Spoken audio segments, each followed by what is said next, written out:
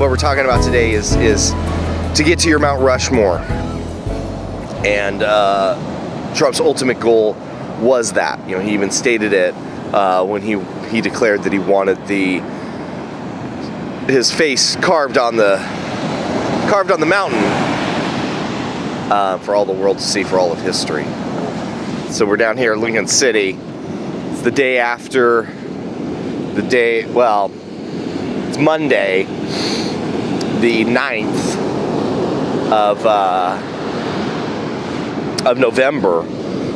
And just to catch us up here, Biden was declared victor Saturday, but the Trump team has continued to fight and say that they won, and it was a rigged election, illegitimate president, all that crap, so that they can, you know, since they're not going to stay in power, they want to muddy the power so that it looks like, you know, make it as difficult as possible. And so massive caseloads coming in, cases, 134,000 a day and climbing now. Pfizer this morning said they could have a vaccine by the spring, which gets us to the topic of the day. But so Pfizer's going to have something by spring. And the stock market jumped 1,200 points today, and here's what I wanted to talk to you guys today about. Was Trump's goal was Rushmore. He wanted to be on Mount Rushmore. That was his goal. That's how you get to be a president no one can ever possibly forget, because your face is carved on a mountain, and he saw that was going to be what he was going to accomplish. And so, but you can't do that in four years. You got all the makings of it, because, you know, just like we say, does history make the person, or does person make history? When you're presented with a situation like the pandemic that's like no other that we've seen in modern times, and is in fact, you know, a modern day flu, you know, by that meaning, modern day meaning it's of the modern times. It's different than how a traditional flu was, because it's a coronavirus and not a flu at all. And so there's different things about it. So we don't know, you know, we don't know.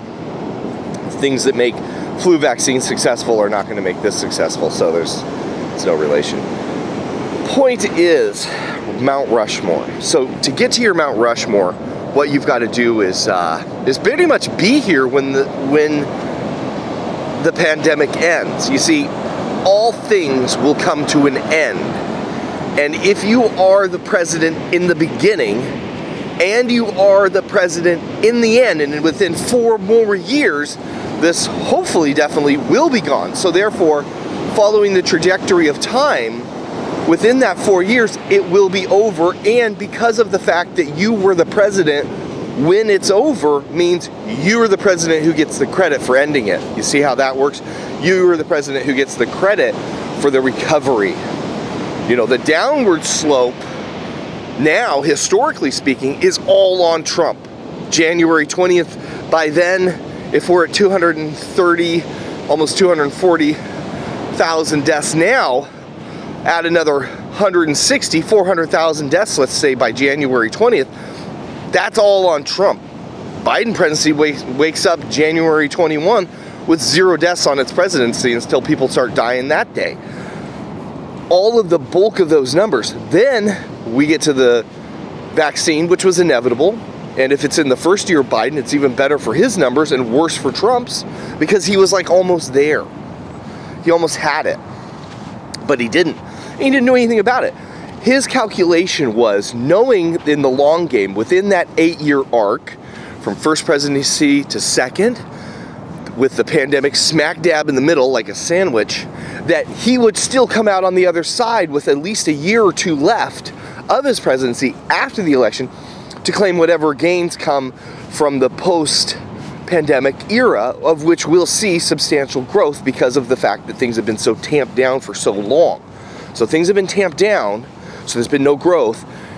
Pent-up growth, boom, huge growth is going to be seen under the next term of presidency, now going to Biden, not going to Trump, not going to Trump's historic year. See, so if you want to get on Rushmore, you're that guy who is that guiding light like Roosevelt was all throughout World War II.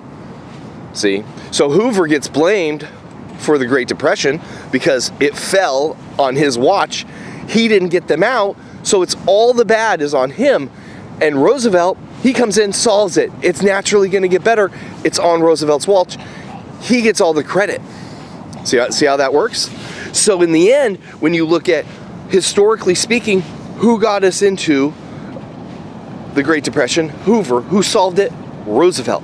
Roosevelt is the victor of that. Just like here, similarly, Trump lost. Trump lost to Biden. So you've got to be the last one standing. That's what it's all about. Trump didn't actually have to solve the coronavirus. He knew he couldn't.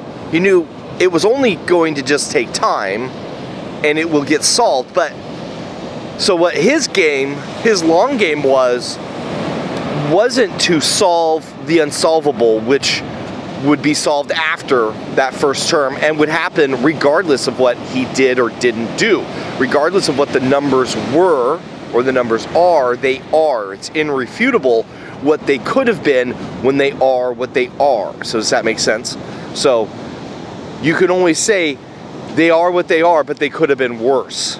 And that's always a way to get out of anything like this from a presidential perspective, is they are what they are, but they could have been worse if I hadn't have done things. If it wasn't for me, they would have been worse. We don't have an alternate history to base that on, so of course what he's saying is correct. You know, what that thinking is would be correct in a sense, even though it's completely wrong and irresponsible to just do nothing and know that in terms of historical timing, it's gonna end because all things end. So therefore it ends, and now you claim the victory. You didn't actually win the war, you claimed the victory because it was going to end and you were there when it ended. Does that make sense? So that's all Trump was going to do. And so when he decided to do that, you don't need to fight against the virus. All you need to do is feed the base and hope that in the end, when it comes down to, and you've got two names to put on that, and you've muddied the water and you've called the other person a socialist and you've said all these other things that are quite honestly fake, false, you know.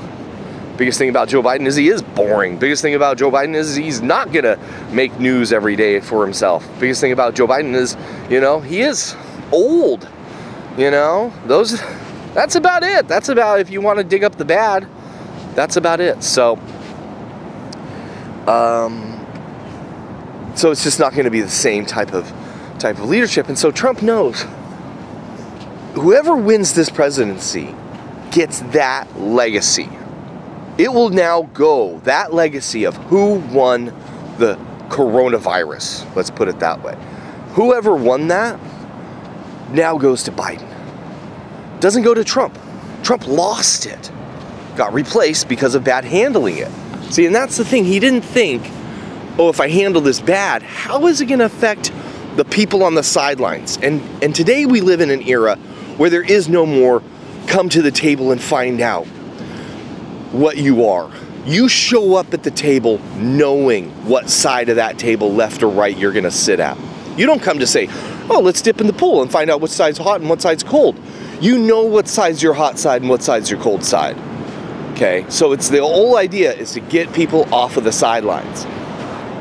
You get people off the sidelines, you get them into the voting booth, and that's how you get 70 million voters. He increased from 60 million in his 4 years, despite doing everything wrong, despite impeachment, despite all the lies, the falsehood, making the narrative and everything else about himself, turning the entire government into a puppet of his own demand. He improved by 70 million voters because they believed that he should be the person at the end of the day who gets to have the moment of victory over the coronavirus. You see, because it's going to end. It's just a matter of who's there when it does. They're the ones who get the spoils of war, which will be 500,000 Americans dead and an economy in tatters and ruins. And that's if we can get it done in 2021. If the vaccine doesn't work, if none of that works, then it goes on. But that's within the first year of the Biden administration. That's in the first year of what would have been the second term of the Trump administration. Imagine what that could have done. The economic boon on the record. Oh, look, I built the greatest economy once, and now I built it again. See what I'm saying? Then he would say, because of me, I get that third term, that coveted third term that he wants. And my new running mate, Junior or Ivanka, somebody that basically 2 years into that third term, I can say, I resign, I'm gonna give it to my VP, ceding the VP to the family line, therefore creating this American dynastic family of Trump. Well, that didn't happen. We took a different pathway down the line of history, and we kicked that can to another election, 2024, where we'll see, will it be Junior? Will it be Carlson? Who will it be that's running? Hannity? Will he run? You know, will it be a Fox pundit after all? Run with on a Laura Ingraham ticket so we can have that diversity ticket for the first time, a woman on the Republican line. Maybe it'll be a colored person like, oh, what's her name? Haley Berry. Haley Berry. Haha, Nikki Haley. So on the Republican ticket, who knows, you know?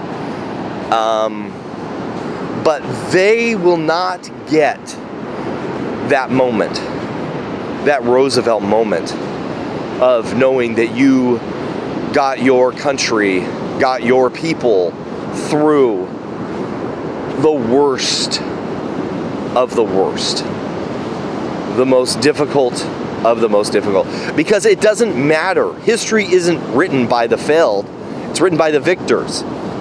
So the history on here will be written on Trump's failure.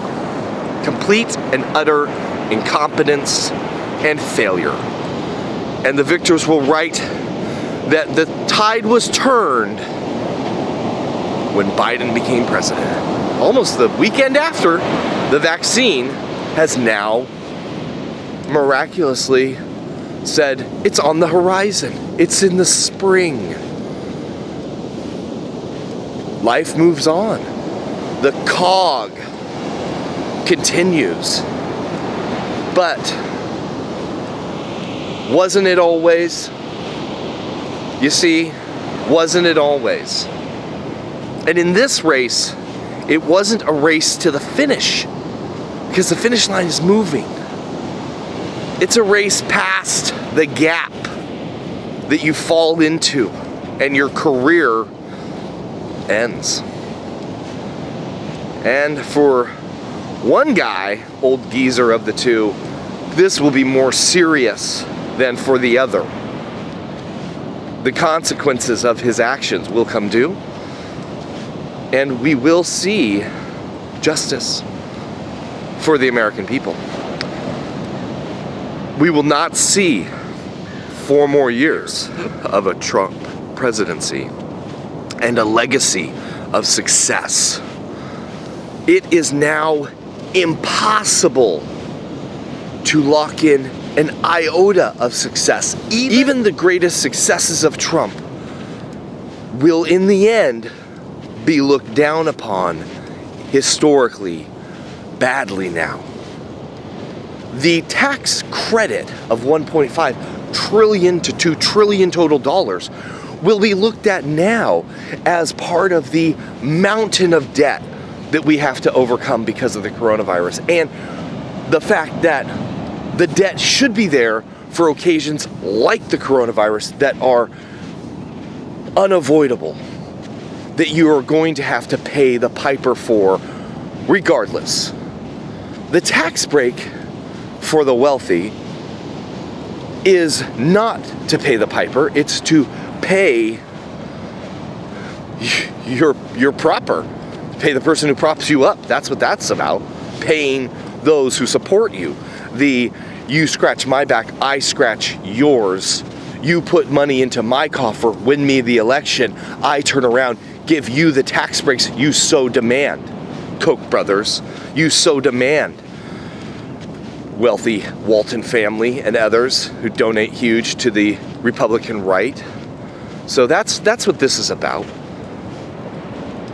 So then in the history of it, Trump's legacy will be that those tax credits hurt America in the long run, because unforeseen in that future, though foreseen because everyone knew that this would come someday, not when it would come, but it would come, that rainy day fund wasn't there, that money was gone, that money was given back to the donors for their marginal contributions to campaigns, their massive reimbursements for contributing via the tax cuts. So you have that.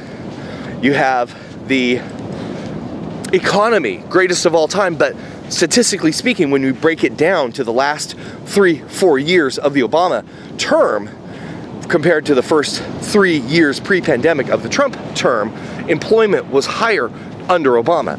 Economic growth was better under Obama. It was certain things such that Trump had to do, deregulation and the tax breaks, which was to just kind of keep it egging along, but naturally any economic period of growth will eventually fade, will eventually transition to a period of recession, and then a period of restructure and more growth. The pandemic has forced us into restructure, reconsideration, and what will be regrowth. Only this regrowth will be under a Biden administration. This history of success and recreation of America will be under a Biden administration and in the Biden image of it, not in the Trump broken image of it, not in the divided America. But the problem is that America wants to be divided. You know, the other half isn't saying, great, now we got a guy that likes both of us. He likes the whole family. No, they see it as only, hey, they got a guy that likes them.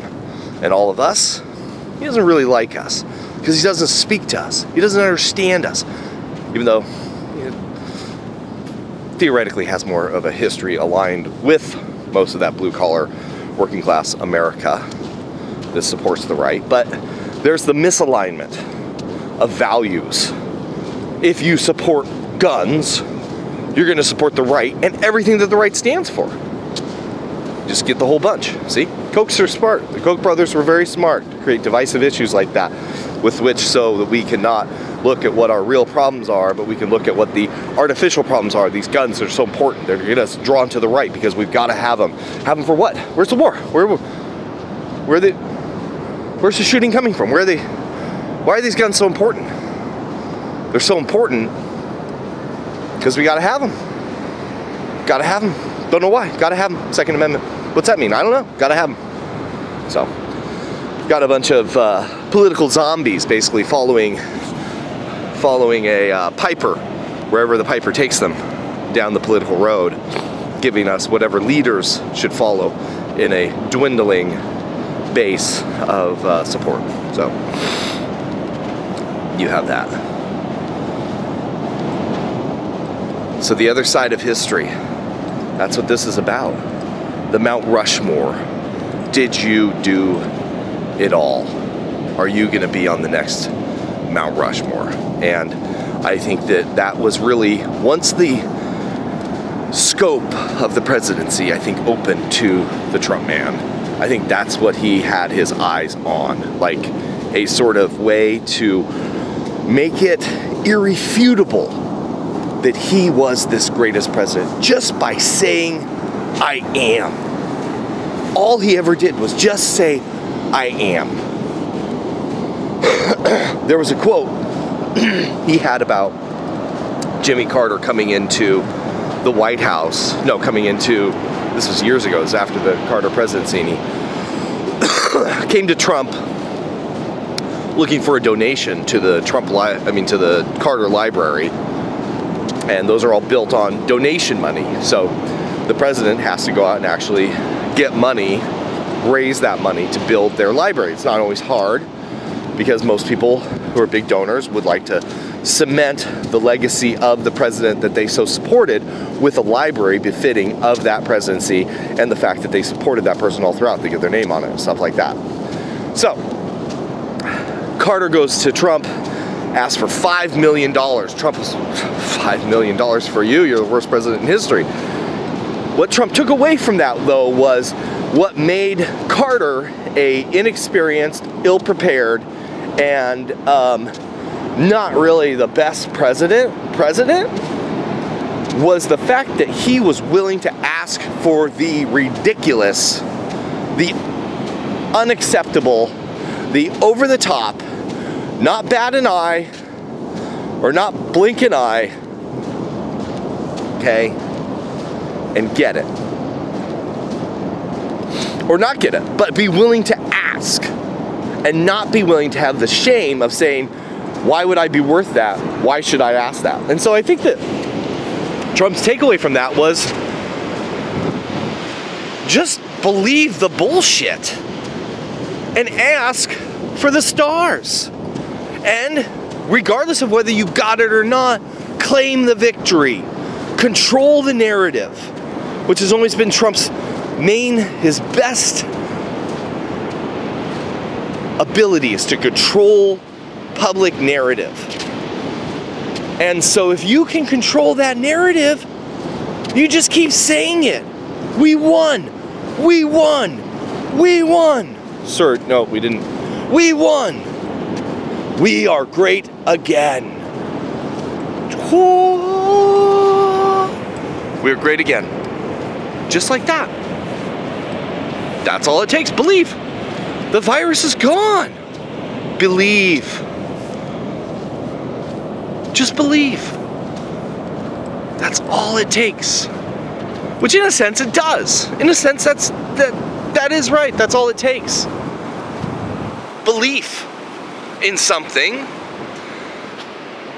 But he also said that the problem with a con man, in another statement, in his book I believe, the problem with a con man is that unless you can deliver, so therefore a con man wouldn't be a con, so therefore exposed to be the con, once the con is exposed, then without delivery, the gig is up. They know you don't got the goods, and you will go down. And I think that in the end, Trump couldn't outpace it, gaining 10 million votes. What he got off the sideline on the other side? He got off the sideline 24 million people. Because he got off the sideline not only the 10 million more that voted for him, but then there was the 14 million more, maybe even 15 million more, because Joe won by 4 million versus Hillary won by 3 million over Trump in the popular vote. So Trump got 14 million people off the sideline. The only problem is he was more effective at getting his opponent off the sideline than his base, or his potential base, the sideline base. And the reason I say that is because in the end, it wasn't excitement for a Joe Biden presidency which won Joe Biden the presidency. It was excitement to get rid of Trump. So when you look at who got all those people off the sideline, it was Trump. It was the negative Trump that got all those people. The action had lesser effect than the reaction.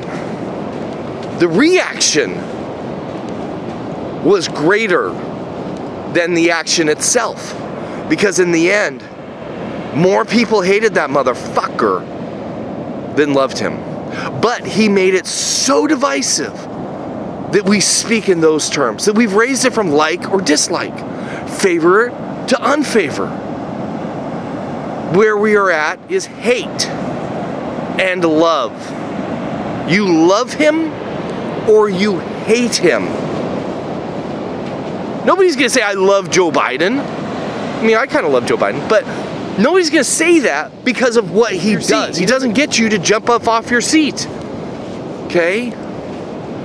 But the point is that when someone is so repugnant, so repulsive, so abusive, so narcissistic, and so evil, the majority of the population will be revolted by this, and in the end, you will affect one thing and one thing alone, and that is to put more opposition against you than you could ever possibly put for you. You will paint yourself, despite even gaining more votes, into an ever-narrowing corner, which there is no escape, because you have essentially alienated so many people to the extent that they're no longer alienated and sitting on the sideline where you want them. You've alienated and pissed them off to the point where now they're off the sideline against you. That is not politically where you want to be, because in the end, you will lose. And the only way to hold on to that kind of power is if you've got strong power to hold on to it. And fortunately, America proved that there isn't that type of strong power behind the presidency at this point in time. They may be able to say certain things within the presidency to keep them in the Oval Office, but it won't be enough to keep you when your term ends. The system, the cog moves with the wheel turning time, and your time is up. The door is open, and it is time for a new leader to be crowned.